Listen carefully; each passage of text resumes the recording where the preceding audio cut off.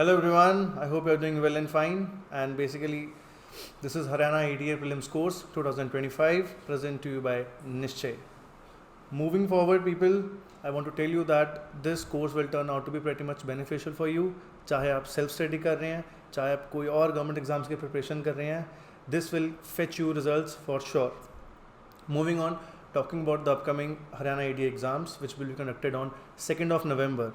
That is only 45 days left and हम सबको पता है syllabus बहुत ज़्यादा है, time बहुत कम है, and that is why we are here to provide you in detail for how to prepare and crack this exam.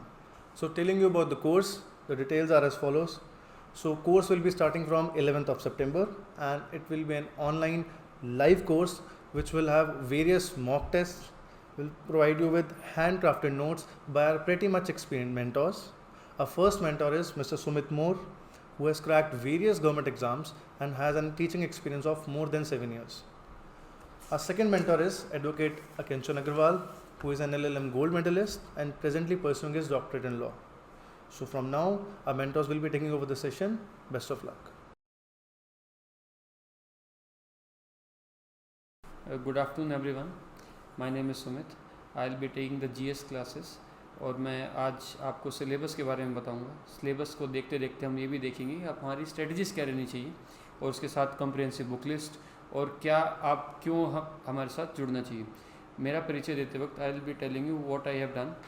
I have given multiple public service interviews. Presently I am doing my PhD. I have multiple JRFs in public administration and political science. So let's start. So जब हम देखते हैं अपने ये notification, पहले notification में देखते वक्त हमें सोचना चाहिए कि इस बार कितनी पोस्ट हैं. अराउंड 250 पोस्ट हैं आपकी, विच मीन्स कि 1000 students will be selected. Out of these 1000, we can safely assume, हम मान सकते हैं कि सिर्फ 100 एक ऐसे गिने चुने लोग होंगे जिसके पास UPSC की तैयारी भी की होगी और लो ऑप्शनल रहा होगा. बाकी 900 आदमी हमारे आप जैसे जनरल लोग होंगे जिन्होंने अपनी लॉ की है, उसके बाद प्रैक्टिसिंग कर रहे होंगे. उन 900 लोगों के लिए जनरल स्टडीज़ का एग्ज़ाम एक मुश्किल दुविधा पेश कर सकते हैं. मगर अगर हम देखें, सही स्ट्रेटजी हो, सही किताबें हों, छंट के चीज़ें पढ़ें, अच्छी टेस्ट हम लगा पाएँ, तो this will be a cake walk. When we see the syllabus of it, as given in the notification, 100 MCQ रहेंगे, 100 नंबर, 2 घंटे. मेन चीज़ आपको ये भी है जो HPSC ने अभी कुछ एक सालों से किया है, 5 ऑप्शंस आएंगे. तो 5वें ऑप्शंस में भी A, B, C, D, E. अगर आपको 4 आंसर आते हैं तो आप इनमें से टिक कीजिएगा. अगर नहीं आते तो you need to darken the bubble. E आपको करना ही पड़ेगा. और अगर आप ये कुछ एक दिया हो, जैसे कि इन्होंने, अगर 25 अगर कुछ 10 क्वेश्चन आप नहीं कर पाते हो तो आपका कैंडिडेचर ही कैंसिल हो जाता है. मेक श्योर यू E आप करो. अब सिलेबस देखते हैं. तो पहले जनरल साइंस. जनरल साइंस में क्या क्या आता है आपका? फिज़िक्स, केमिस्ट्री और बायोलॉजी. अब इसके लिए अगर हम एक अलग जगह बनाते हैं अपना, तो जनरल साइंस में 3 चीज़ें हैं जैसे आपकी, एक फ़िज़िक्स. अब फिज़िक्स में क्या इंपॉर्टेंट है चीज़ें? बस बेसिक चीज़ें कि आपको पता हो क्या चीज़ें हैं वो हैं. जैसे फ़िज़िक्स में एक आपकी होगी ऑप्टिक्स.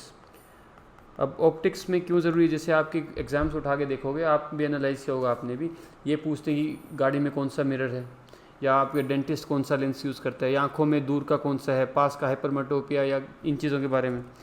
सेकेंड आपका इसमें इंपॉर्टेंट है लाइट्स.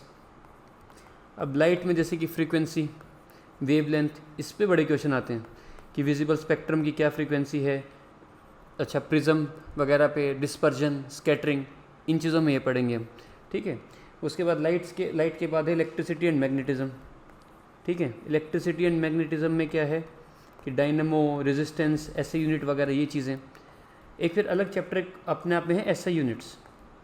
अब SI यूनिट्स का क्या है, किसकी फोर्स की क्या है, जैसे न्यूटन या अलग अलग दूसरे आपके हैं फिज़िक्स में कंसेप्ट, उनकी क्या क्या SI यूनिट्स हैं, तो वो देखेंगे. और लास्टली एक सोल्यूशन में जैसे आपके कोलाइडल सोल्यूशन वगैरह हो गया. ठीक है. कोलाइडल है और कि सस्पेंशन, ये चीज़ें. अब इसकी अगर हम देखें कि बुक कौन सी रहेगी, सी आप लूसेंट भी कर सकते हो, मगर लूसेंट में आप चीज़ें देखोगे कहाँ कोई ना डायग्राम है तो यू विल गेट डिसएंचेंटेड, आप बोर से हो जाओगे और आप पढ़ भी नहीं पाओगे ज़्यादा। सो आई सजेस्ट आप एनसीईआरटी लीजिएगा 9th और 10th की, और सिर्फ ये जो चैप्टर्स हैं इन्हीं के चैप्टर्स पढ़ो बस, ज़्यादा नहीं। ये जो चैप्टर्स हैं इनके चैप्टर पढ़ो आप एनसीईआरटी से। So NCERT of class 9th and class 10th। अब नाउ मूविंग टू बायोलॉजी।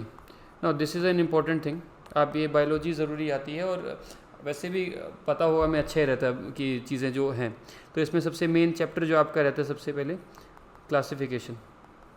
अब क्लासिफिकेशन का मतलब क्या है कि एनिमल किंगडम और प्लांट किंगडम, ये पढ़ना ज़रूरी है। सेकंड आप देखिएगा एग्ज़ाम में क्या ज़रूरी आता है आपका, न्यूट्रिएंट्स एंड डिजीज़, कि मान लीजिए विटामिन ए नहीं है तो क्या डिजीज़ हो सकता है, विटामिन ए कौन सी जगह से आ सकता है, तो ये चीज़ें हमने देख ली। उसके बाद थोड़ा ह्यूमन बॉडी के बारे में, ह्यूमन फिजियोलॉजी, ठीक है, कि भाई एक्सक्रीटिव सिस्टम क्या क्या है, क्या क्या कंपोज है इसमें। इसी में आपकी जैसे चीज़ें आएंगी हार्मोन्स वगैरह, है ना, कौन सा ग्लैंड कौन सी हार्मोन रिलीज़ करता है, ठीक है। साथ में सर्कुलेटरी सिस्टम में वेन्स वगैरह के बारे में, ठीक है, आपका डाइजेस्टिव सिस्टम वगैरह, तो ये चीज़ें हम देखनी ज़रूरी हैं। ह्यूमन फिजियोलॉजी के साथ साथ है प्लांट फिजियोलॉजी, कि क्लोरोफिल वगैरह, ठीक है, क्लोरोफिल वगैरह ये देखना। प्लांट रिप्रोडक्टिव सिस्टम जैसे पिस्टिल, स्टेमन, ये जो हमने बचपन में भी सोच रहे हैं इसके बारे में पढ़ा है तो कभी ना कभी है ही हमें, तो ये चीज़ें देखना। और साथ में लास्ट चीज़ जो इसमें रहेगी है आपकी, वो है ये सेल वगैरह की, सेल की कंपोनेंट्स, जैसे माइटोकॉन्ड्रिया क्या है, energy powerhouse of the cell है।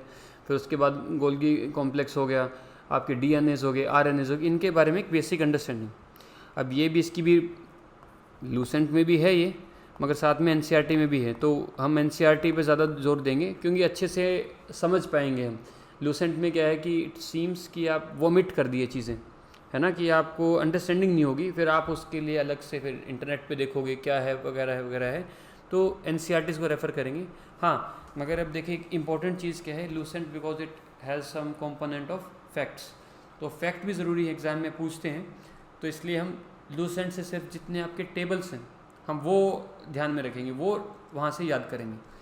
अब लास्ट है केमिस्ट्री की का क्या है कि इतने ज़्यादा क्वेश्चन इससे पूछते नहीं, तो हम इतना ही कम तवज्जो देंगे इसको। तो केमिस्ट्री में बस बेसिक क्या रखना है, पीरियोडिक टेबल हमें पता हो, एक टाइप ऑफ रिएक्शंस पता हो, ठीक है, और लास्ट हमें पता हो कि केमिस्ट्री में हमें लास्ट है कि एटम का स्ट्रक्चर वगैरह पता हो, स्ट्रक्चर ऑफ एटम, ठीक है। बस इसका भी आपके एनसीईआरटी प्लस आपकी क्या रहेगी, लूसेंट। अब आगे चलते हैं इसमें, जैसे जनरल साइंस हमने देख लिया, अब एक current event of national importance. तो इसका देखिए क्योंकि स्पेसिफाई नहीं किया कितने समय तक का करंट अफेयर चाहिए, कि आपको 1 साल 2 साल, तो मगर हम सेफ साइड के लिए क्या करेंगे, क्योंकि एग्ज़ाम आपको हो रहा है 2 नवंबर को, तो लगभग हम 8 महीने के तो पढ़ें, ठीक है। तो इसके लिए आप कोई भी एक करंट अफेयर की मैगज़ीन जिसमें बेसिक लेवल का करंट अफेयर हो, देखिए आप अच्छा होगा वैसे आप अगर विजन आईएएस वगैरह पढ़ पाओ, मगर इतनी ज़रूरत पड़ेगी नहीं, तो आप जो बेसिक जो बैंकिंग वगैरह वाले बच्चे जो पढ़ते हैं, कोई भी एक 30-35 पेज की मंथली मैगज़ीन होती है वो आप पढ़ो। उसमें भी हमें क्या इंपॉर्टेंट चीज़ें देखनी है कि अवार्ड्स, किसी को कुछ अवार्ड मिले हो, अच्छा अपॉइंटमेंट हो हमारे पास, ठीक है, अच्छा उसके बाद कोई इसके बाद प्रोग्राम या स्कीम हो गवर्नमेंट की, ठीक है, ये चीज़ें इस पे हमें ध्यान देना ज़्यादा। इसमें जो बैंकिंग की चीज़ें हैं we can totally ignore those things. तो आप कोई भी magazine make sure you look out for these things. अब जैसे एक बेसिक क्वेश्चन की हु वॉन द विंबलडन, ये आ भी सकता है नहीं भी, मगर we need to know these things. जैसे मगर कोई एक स्कीम है, गवर्नमेंट ने अगर बजट में कोई एक स्कीम इंट्रोड्यूस करी है, तो हमें उसे उसके बारे में पता होना चाहिए कि उसका भाई क्या क्या कौन टारगेट ग्रुप कौन है, बेनिफिशियरी कौन है उसका, तो ये चीज़ें। अब आती है इंडियन एंड वर्ल्ड ज्योग्राफी। अब देखो वैसे तो इंडियन एंड वर्ल्ड ज्योग्राफी है, बट बेसिक थोड़ा सा हमें फिजिकल ज्योग्राफी के बारे में पता होना चाहिए कि क्या क्या आप इंडियन ज्योग्राफी जैसे मानसून पढ़ रहे हो आप, तो मानसून पढ़ रहे हो या कोई वेजिटेशन पढ़ रहे हो, सोइल पढ़ रहे हो, इंडियन सोइल, आप अच्छे से जब पता लगा पाओगे अगर आप थोड़ी बहुत फिजिकल ज्योग्राफी पढ़ो। तो इसके लिए जो बुक लिस्ट रहती है इंडियन एंड इस ज्योग्राफी के लिए, वो रहेंगी आपकी बेसिक एनसीईआरटीज़ ज्योग्राफी के लिए।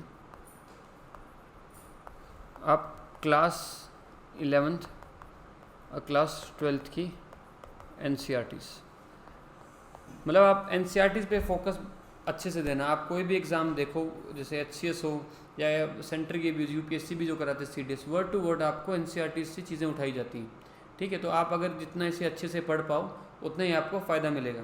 तो ज्योग्राफी की आपने एनसीईआरटीज़ पढ़नी है। इसमें भी मैं आपको चैप्टर्स बताता हूँ कौन से इंपॉर्टेंट है, क्योंकि आप अभी ना हमारे पास इतना समय है ना ज़रूरत है कि आप सारे चैप्टर्स पढ़ो। तो इंडियन ज्योग्राफी के लिए आपके लिए इंपॉर्टेंट चैप्टर्स रहेंगे। Make sure you do Indian physiography, ठीक है। अब इंडियन फिजियोग्राफी में क्या, हिमालयाज़ में रेंजेस वगैरह, ठीक है। अब इस रेंजेस, अब इसमें रिवर्स एंड ट्रिब्यूटरीज। अब आप कोई भी एग्ज़ाम उठा के देखते हो, ये तो एक मिलता है कि महानदी की कौन से ट्रिब्यूटरीज हैं, या गंगा की कहाँ से गंगा ओरिजिनेट होती है, सतलज कहाँ से होती है, इंडस रिवर में कौन से रिवर्स हैं। तो we need to make sure हम वो करें। साथ साथ इसमें vegetation and soil are important component. अब सॉइल, जैसे आपको ब्लैक सॉइल को दूसरा नाम क्या है, रेगुर, बहुत जगह आती है, इसकी क्या क्या कैरेक्टरिस्टिक्स हैं ये चीज़ें देखनी। या जैसे लेटराइट सॉइल को कलर क्या होता है, रेड, जिस है क्या कौन सा कंपोनेंट्स में ज़्यादा होते हैं। तो these are the questions which are very favourite of the examiner, है ना। तो हम जब पढ़ेंगे तो we need to make sure हम ऐसी चीज़ें दोहराएं। वेजिटेशन में जैसे मान लीजिए कि कैसे आती हैं आपकी, कौन से चीज़ें कहाँ मिलती है। जैसे अब हरियाणा का अगर पूछ लिया जाए, हरियाणा जीके में भी हम देखेंगे, मगर वैसे भी कि हरियाणा में कौन से टाइप के फॉरेस्ट ज़्यादा मिलते हैं। तो we need to make sure हमें पता हो, ऐसे ही थ्रू आउट इंडिया में पता हो। अब जनरल ज्योग्राफी का या वर्ल्ड ज्योग्राफी का क्या है, क्या होता है इसमें कि वर्ल्ड ज्योग्राफी में ओशन करंट्स, ये पता हो कौन सा कोल्ड करंट है, कौन सा वार्म करंट है, ओशन करंट्स के बारे में मैं पता हो। साथ में क्लाइमेटिक कंडीशंस, अलग अलग रीजन है जैसे, तो ये चीज़ें हैं। अब यूजुअली आपकी इंडियन ज्योग्राफी पे ज़्यादा ध्यान रहता है, जनरल ज्योग्राफी या वर्ल्ड ज्योग्राफी पे थोड़ा बेसिक कम ही क्वेश्चंस आते हैं। तो आप मेक श्योर करो कि Indian geography is on tips, general geography के बारे में आपको एक बेसिक आइडिया हो। Alternatively you can also do इस कि आप साथ साथ इसकी एक ही चीज़ भी करना है, लूसेंट में जो भी आपके टेबल्स हैं, अब वो टेबल्स को याद करिएगा पक्का।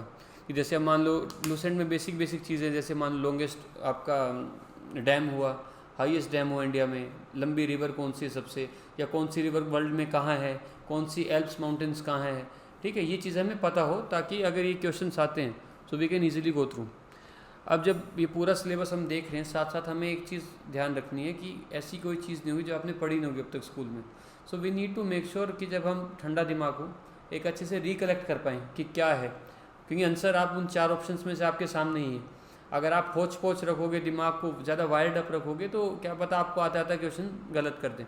तो पूरा जीएस का जो भी सिलेबस हम करेंगे, पढ़ाई अपनी जगह, ठंडा दिमाग अपनी जगह। So you need to make sure कि आप ध्यान रखो, दिमाग शांत रखो, क्योंकि आंसर आपके 4 ऑप्शनों में से एक है। मेंस में शायद फिर भी आपको मुश्किल लगेगी, आपको खुद जनरेट करना पड़ेगा। आप ये देखो एमसीक्यू पेपर्स में आपके 4 में से एक पास ही है। तो जब आप टेस्ट करोगे बार बार, आप उस टाइम भी सोचना कि भाई मैं ये सोच रहा था, ठीक हो गया गलत, एलिमिनेशन सीखो आप। तो ये चीज़ें हैं। अब अगला आपका इसमें सिलेबस में आता है हिस्ट्री ऑफ इंडिया। अब हिस्ट्री ऑफ इंडिया एक देखो, हिस्ट्री ऑफ इंडिया ये हो गया एक, साथ में एक आपका इंडियन कल्चर, ठीक है। दो ये चीज़ें हैं, history of India and Indian culture. So what is in these things is, अब हिस्ट्री में ये दिया हो कौन से पीरियड में। History as such is a very big mystery in itself, है ना, कि आपका शुरुआत कब से है, ख़त्म कहाँ है, क्योंकि कल भी हुआ वो भी इतिहास ही एक तरह से, है ना। मगर इसमें भी will limit down ourselves to a few things. So these things include, एक तो जस्ट अ सेकेंड, मैं एक नया पेज पे लिखता हूँ ये कहाँ आपके लिए। तो हिस्ट्री हम लिखते हैं। So history includes basically ancient, medieval, modern and lastly art and culture. अब एंशंट में क्या रहेगा, बेसिक अंडरस्टैंडिंग पता होनी चाहिए हमें अपनी सभ्यता के बारे में। जैसे इंडस वैली सिविलाइजेशन से हम स्टार्ट करें, उसके बाद वैदिक पीरियड, उसके बाद आपका मौर्यन पीरियड, फिर आपका एक है गुप्ता पीरियड। ठीक है, मिडीवल आपको बस एक क्रोनोलॉजी पता हो, कौन सा मोन्यूमेंट किसने किसने बनाया है, तो इसके लिए दिल्ली सल्तनत और साथ में हो आपकी मुगल एम्पायर। ठीक है, और मॉडर्न में क्या रहेगा आपका एडवेंट ऑफ ब्रिटिश और इंडियन नेशनल मूवमेंट। अब इसके साथ साथ एक जो बेसिक चीज़ें हैं जो इसमें हम पढ़ेंगे भी और आपको पढ़नी चाहिए भी, वो क्या रहेगा, पीजेंट रेवोल्यूशंस, पीजेंट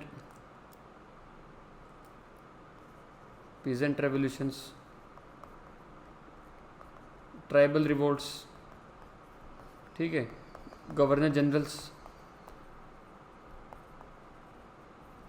अच्छा, इम्पोर्टेंट जो लोग हैं जैसे उनकी कॉन्ट्रीब्यूशंस कह रही है, जैसे गांधी जी की, ठीक है, या अलग अलग मूवमेंट जैसे स्वदेशी मूवमेंट होगी, क्विट इंडिया मूवमेंट होगी, तो ये चीज़ें, कांग्रेस के सेशंस, तो ये चीज़ें होंगी।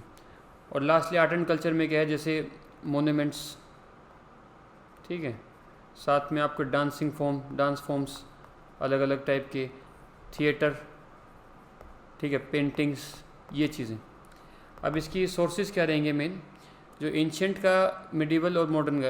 अब एंशंट मिडीवल के लिए you can easily rely on Tamil Nadu NCERT, ठीक है, उसकी एक नेट पे आप सर्च करो Tamil Nadu NCERT for ancient and medieval के लिए, आप वो बेसिक रहो, अच्छी किताब है वो पढ़ो। Alternatively you can also do इस कि आप अगर, क्योंकि अभी शॉर्टेज ऑफ टाइम भी है, तो Lucent is the best way to go. मगर लूसेंट की प्रॉब्लम वही है कि जो हम बात कर रहे हैं कि आपका एक ही पेज पे 5 पेज दिए हुए हैं, इतना कंटेंट हैवी चीज़ है लूसेंट, कोई फ़ोटो नहीं है, कोई एक मैप नहीं है, तो आपको समझ नहीं आएगा। तो इसलिए आप साथ में NCERT खोल कर रखो कि साथ साथ आप लूसेंट पढ़ रहे हो, तो यू हैव सम वेग अंडरस्टैंडिंग कि उसके पीरियड में पहले क्या हुआ, बाद में क्या हुआ, अच्छा ये जगहें हैं, तो वो पता चलते रहे।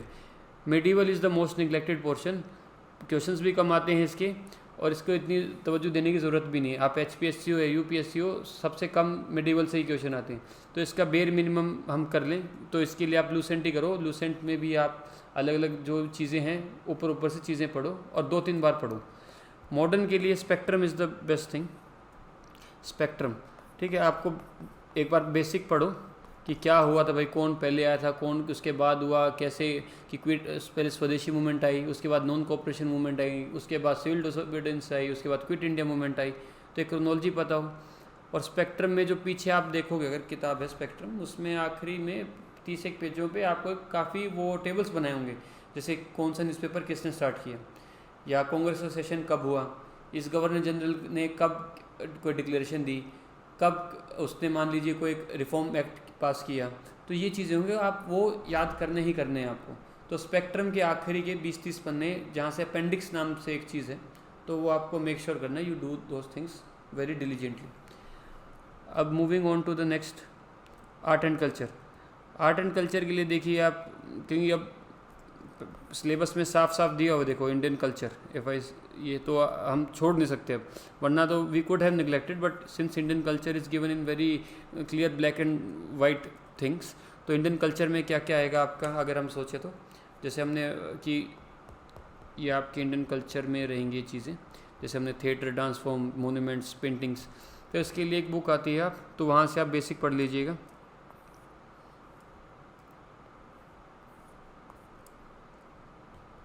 नितिन सिंघानिया। अब उसमें से आप 10 एक चैप्टर होंगे, वो उसकी हम वीडियो बनाएंगे, वो अब बुक में से भी कि आप कौन से एक चैप्टर्स हैं। ऑल्टरनेटिवली हमारा नंबर है, आप you can always drop a WhatsApp message on it कि कौन सी चीज़ें पढ़नी है, ठीक है, उसमें से वील ऑलवेज मेक श्योर कि हम बता पाएँ यही चीज़ें हैं। तो नितिन सिंघानिया किताब है, उसमें सिर्फ सिलेक्ट चैप्टर्स पढ़ने हैं, 7 या 8, तो ये आपका कल्चर कंप्लीट हो जाएगा। Hello everyone, I hope you are enjoying the orientation session अब तक, एंड अब तक जो भी आपको सुमित सर ने बताया आपको समझ आ गया होगा। And I think he has covered general science, current events, history, Indian and world geography, Indian culture, and now it's turn for Indian polity and Indian economy. तो अगर हम बात करें इंडियन पॉलिटी की, तो Indian polity is a very important subject. I think, या ये common sense की बात भी है क्योंकि आप लॉ स्टूडेंट्स हो एंड हम ये जीके पूछ रहे हैं पूरे प्रीलिम्स एग्जाम में, तो Indian polity will constitute a major portion of the exam for the reason कि इंडियन पॉलिटी जो है it is basically nothing but constitution. तो कॉन्स्टिट्यूशन से आपको बहुत सारे क्वेश्चन आने वाले हैं एंड सिर्फ पॉलिटी नहीं, आई थिंक इंडियन पॉलिटी में से आपको कुछ केस लॉज भी जो मेजर केस लॉज हैं वो आपको पता होने चाहिए। तो अगर आपने निश्चय का कोर्स ज्वाइन किया है तो हम डिटेल के अंदर सारी इंडियन पॉलिटी के टॉपिक्स को कवर करने वाले हैं, making of Indian constitution, executive, legislature, judiciary, amendment, emergency and साथ में हम जितने भी इंपॉर्टेंट केस लॉज हैं जो कि आपसे प्रीलिम्स में एज MCQ पूछे जा सकते हैं, we will try to cover that, ठीक है। लेकिन अगर आप सेल्फ स्टडी कर रहे हैं then you can go for Laxmikanth and Laxmikanth के अलावा for the purpose of case laws अगर आपने AK जैन पढ़ी है ड्यूरिंग योर लॉ या फिर अगर आप मेंस के लिए AK जैन पढ़ रहे हैं तो आप उसके ऊपर रिलाई कर सकते हैं। तो इंडियन पॉलिटी जो है that will be covered mainly through Laxmikanth and Indian polity से आई एक्सपेक्ट एटलीस्ट 20 क्वेश्चन इसमें से आने वाले हैं। तो according to me major portion जो होगा आपके एग्जाम का that will be Indian polity and Indian history, तो इसको बहुत अच्छे से करना है हमने। नेक्स्ट आ जाता है हमारे पास इंडियन इकॉनमी। तो अगर हम इंडियन इकॉनमी की बात करें तो हालांकि यहाँ पर इंडियन इकॉनमी लिखा है but you should be aware about the basic concept of micro and macro economics and उसके साथ आपने इंडियन इकॉनमी के ऊपर मेजर फोकस करना है जिसके अंदर 5 ईयर प्लान्स, एग्रीकल्चर, क्रॉप्स, ये सारी चीज़ें जो हैं आपने डिटेल में कवर करनी है क्योंकि इंडियन इकॉनमी से भी एटलीस्ट 5 to 10 क्वेश्चन पूछे जा सकते हैं। तो आई होप आपको यहाँ तक सब क्लियर हो गया होगा। फिर हम बात करते हैं हरियाणा जीके की। हरियाणा जीके की अगर हम बात करेंगे तो जो ओवरऑल हमारा सारा सिलेबस है अभी तक हमने पढ़ा history, geography, polity, economy, culture, वही सब स्पेसिफिक हरियाणा के पर्सपेक्टिव से इसमें पूछा जाएगा।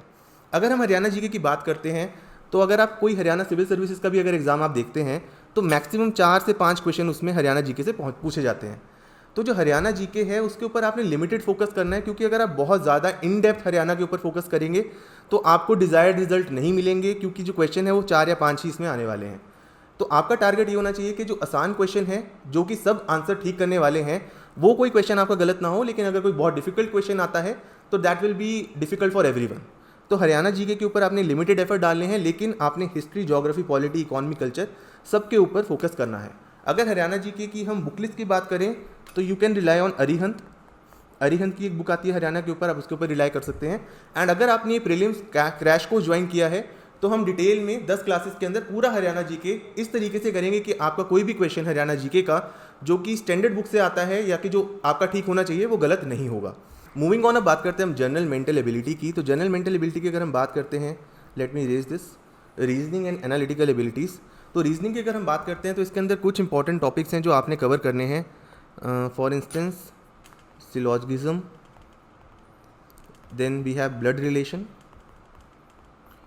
then we have rankings, then we have calendar and coding।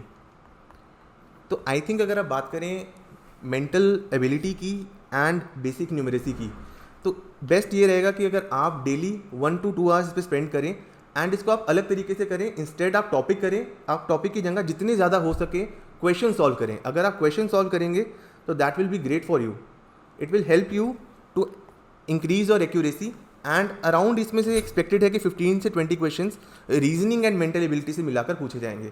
बहुत हाई लेवल इन क्वेश्चंस का नहीं होगा क्योंकि यहाँ पर क्लियरली मेंशन है that it will be up to 10th level. तो आपने ज़्यादा से ज़्यादा क्वेश्चन सॉल्व करने हैं एंड अगर आपने इस कोर्स में एनरोल किया है then you will automatically have classes, सारी क्लासेस होंगी एंड आपको ज़्यादा से ज़्यादा क्वेश्चन सॉल्व कराए जाएंगे बाय एन एक्सपर्ट मेंटोर। तो उसके बाद बात करते हैं बेसिक न्यूमरेसी की। इसके अंदर number and their relations, order of magnitude up to class 10th, यानी कि क्लास 10th लेवल का ही मैथ्स है। इसमें आपने बहुत ज़्यादा टाइम इन्वेस्ट नहीं करना लेकिन आपको प्रैक्टिस करनी होगी डेली। अगर आप 1 घंटा आज से लगाते हैं तो 45 डेज़ में आपका 45 आवर्स हो जाएंगे and that will be more than sufficient कि आप मैक्सिमम क्वेश्चन क्रैक कर पाएंगे। अगर हम डाटा इंटरप्रिटेशन की बात करें तो इसमें आएगा charts, graphs, tables, data sufficiency etcetera. तो अगेन ये क्लास 10th लेवल तक का है। फॉर एग्जाम्पल एक पाई चार्ट होगा, पाई चार्ट को आपने इंटरप्रेट करना है, उसमें से क्वेश्चन आपसे पूछे जाएंगे। तो ये चीज़ें जो हैं इसके ऊपर आपको बहुत ज़्यादा टाइम नहीं लगाना, लेकिन अगर आप डेली 1 to 2 आवर्स इन तीनों चीज़ों पर मिलाकर लगाएंगे, general mental ability, basic numeracy and data interpretation, तो you will be able to solve maximum questions. And अगर आपने इस कोर्स में एनरोल किया तो there is nothing to worry. तो आई होप आपको सारा सिलेबस क्लियर हो गया होगा। General science, current events of national and international importance, history of India, Indian and world geography, Indian culture, ये सब आपसे सुमित सर ने डिस्कस कर लिया था। And now we have covered Indian polity, Indian economy, general mental ability, basic numeracy, data interpretation and lastly Haryana GK. तो सबसे ज़्यादा इंपॉर्टेंट जो होने वाला है that will be Indian polity and history, and उसके अलावा बाकी सब में से भी बहुत सारे क्वेश्चन आएंगे। तो जैसा जैसा आपको बताया है आपने वैसा वैसा ही पढ़ना है। सो अब सिलेबस के बारे में हमें पता है, बुक्स के बारे में हमें पता है। सो अब next thing is what are we offering और how do we tend to help you, हम कैसे मदद कर पाएंगे आपकी। देखिए क्योंकि सिलेबस बहुत ज़्यादा है और समय कम, तो इसके लिए व्हाट वी नीड इज़ कि आप स्ट्रीमलाइन तैयारी हो आपकी, बिल्कुल कम चीज़ें पढ़ो मगर वो बार बार पढ़ो। तो इसीलिए हम अपने नोट्स वगैरह लेके आएंगे जो क्लास में आपको जो ऑनलाइन क्लासेस होंगी तो उसमें नोट्स का आप कैसे यूज़ होगा। देखिए मान लीजिए अगर इंडियन फिजियोग्राफी के नोट्स हैं तो हमने साइड में जगह जान के छोड़ी हुई है कि आप बार बार एक नोटबुक ना बनानी पड़े। इस नोट्स में ही हम क्लास के दौरान ही साइड में लिखेंगे जो इंपॉर्टेंट चीज़ें हैं। और ये नोट्स अब देखिए जैसे ये है नोट्स हैं तो जैसे ये हो गया, हर जगह डायग्राम वगैरह एक मिक्स सा होगा, एक जगह इसलिए छोड़िए हम साथ में लिखते रहेंगे इंपॉर्टेंट क्लास के दौरान। आप भी कल दोबारा से पढ़ रहे हो, कोई नई चीज़ पता चली आपको इसी टॉपिक के बारे में, so you can make sure आप साथ राइट साइड में लिख दो और चीज़ें।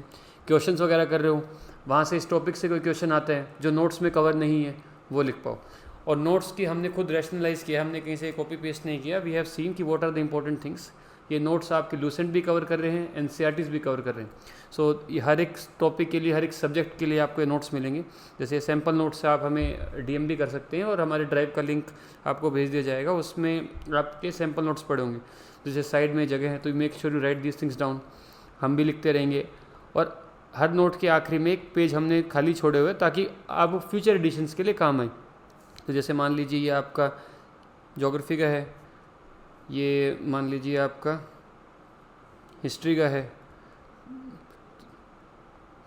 तो कंसाइज नोट्स हैं और हर इम्पोर्टेंट चीज़ इसमें है। तो we have make sure we provide you as important things as possible in as less word as possible. ठीक है, तो आप ये देखिएगा।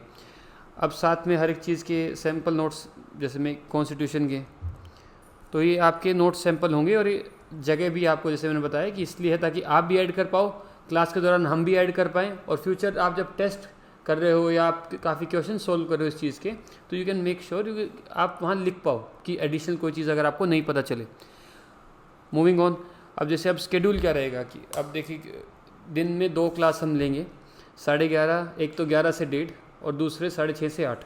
अब ये 2 क्लास लेने का क्या है हमारा रीजनिंग कि सुबह की क्लास होगी, उसमें जैसे अब ये दिया हुआ है मैंने कि ये स्केड्यूल है आपके 2 महीने का। जैसे 11 तारीख से जो कल स्टार्ट होगी, सुबह 11 से 1:30 एंशिएंट हिस्ट्री की 3 दिन हिस्ट्री चलेगी। 11 से 1:30 फिर 14 तारीख को आर्ट एंड कल्चर स्टार्ट हो जाएगी। ठीक है, फिर यहाँ आप देखो ये आर्ट एंड कल्चर चलेगी, एक सेकेंड, ये आर्ट एंड कल्चर चलेगी।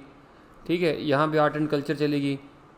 फिर 19 तारीख को मॉडर्न हिस्ट्री या 18 को मॉडर्न हिस्ट्री स्टार्ट हो जाएगी, 17 को मिडीवल है। तो ऐसे कर करके सुबह क्लासेस हैं और शाम की है 6:30 से 8 पॉलिटी। तो हमने एक ऐसा बनाया है ताकि आपकी आखिरी में सब कुछ कवर हो जाए 14 तारीख तक, 14th ऑफ नेक्स्ट मंथ। और उसके बाद सबको रिवाइज करने के लिए, सब कुछ आप दोबारा से हम जहन में डालने के लिए आखिरी के 5 दिन एक रिविजन क्लासेस भी होगी। एडिंग टू इट, साथ साथ हमने अपनी टेस्ट सीरीज़ भी आपको, जो अगर आप हमसे कोर्स लेते हो तो आपको 11 टेस्ट वाली टेस्ट सीरीज़ मिलेगी। इसमें आपके 9 टेस्ट होंगे सेक्शनल सब्जेक्ट स्पेसिफिक, बाकी आपके टेस्ट होंगे 2 फुल लेंथ टेस्ट। तो ये टेस्ट भी हम 28 अक्टूबर तक हम अपने कंप्लीट कर देंगे। और ये जो आपकी टेस्ट सीरीज़ होगी ये आपकी क्लास जो हमारी ले रहे हैं उसके साथ साथ शेड्यूल के साथ लिंक करेंगे कि जैसे वहाँ हिस्ट्री कंप्लीट हुआ तो हिस्ट्री का हमारे पास एक टेस्ट रेडी हो। ठीक है, पॉलिटी जब फुल होता है तो पॉलिटी के एक टेस्ट तैयार हो। तो ऐसे कर करके हम, ताकि आपका सिंक में रहे। और बाकी जो लोग सेल्फ स्टडी कर रहे हैं तो उनके लिए टेस्ट सीरीज़ अवेलेबल रहेगी। आप 900 रुपीज़ होगा शायद इसका, बाकी आपको बताएंगे भी। तो you can easily purchase the test series too. तो अब हैविंग सेड दिस, आपने एक अच्छा स्टेप ले लिया है कि to prepare for it. So make sure आप प्रिपेयर जब करो आप अच्छे से करो, खुद में बिलीफ रखो। You should try best. आप एक स्मार्ट वर्क करो, ना कि हार्ड वर्क। आप दीवार को कितना ही धकेल लो वो दीवार हिलेगी नहीं। So you need to make sure आप कम चीज़ें पढ़ो, वो बार बार पढ़ो। और वो जब बार बार पढ़ रहे हो रिटेन भी चीज़ें करते रहो और साथ में नोट्स बनाते रहो। और जो हमारे कोर्स में है आपकी जो एक ही नोट्स आपको मिल जाएंगे हर एक टॉपिक के, आप यही नोट बार बार पढ़ते रहो, जो नई चीज़ें आए साइड में ऐड करते चलो। आखिरी में it all boils down to one thing, the more you practise the least amount of things, उतने ही आपको फ़ायदा होगा। आप ज़्यादा चीज़ें अगर आप सिलेबस अपने आप पे ज़्यादा कर लोगे तो वो ना याद रहेगा ना आपको कर पाओगे। तो कम चीज़ें बार बार, that is our mantra, and we promise you will deliver on the quality as well as on the timings, so make sure you grab the last seats. Thank you. So I hope you guys enjoyed this session, and let me tell you, this is a bumper year as 250 bumper vacancies for Haryana ADR out. पहली बार हो रहा है ऐसा कि इतनी सारी vacancies निकल रही हैं. So I expect all of you to encash your time and join this course, which will turn out to be very much beneficial for you.